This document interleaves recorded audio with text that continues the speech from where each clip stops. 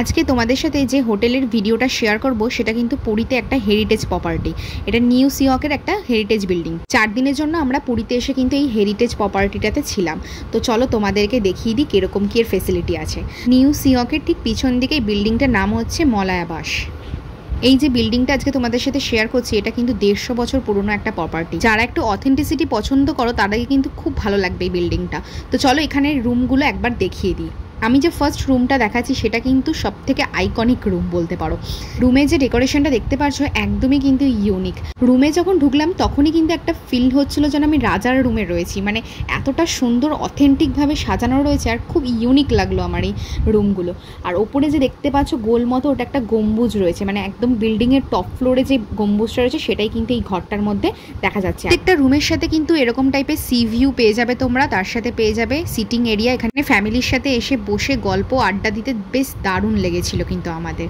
এই বিল্ডিং এর মধ্যে সবথেকে বড় রুম কিন্তু এইটা।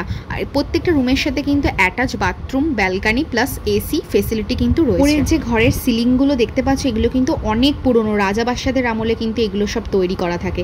আর প্রত্যেকটা ঘরের সাথে এরকম সুন্দর একটা ব্যালকনি পেয়ে যাবে যার সাথে কিন্তু সি ভিউটা বেশ দারুণ এনজয় করা যাবে। এইগুলো তো কমপ্লিমেন্টারি রুমের মধ্যে অ্যাভেলেবেল পাবে। সবথেকে বেশি ভালো লেগেছে হচ্ছে এখানে কিন্তু ফিল্টারের ব্যবস্থা রয়েছে, চাইলে তোমরা এখান থেকে ঠান্ডা জল গরম জল সব ভরে নিতে পারবে। তো এবার চলো গার্ডেনটা ঘুরে দেখা যাক।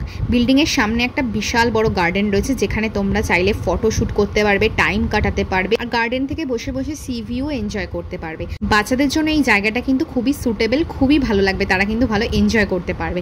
বাচ্চাদের জন্য একটা সুন্দর প্লেগ্রাউন্ডও পেয়ে যাবে। এই বিল্ডিং এর সাথে একটা ডাইনিং কাম রেস্টুরেন্টও পেয়ে যাবে, সংস অফ বেঙ্গল রেস্টুরেন্ট এটার নাম।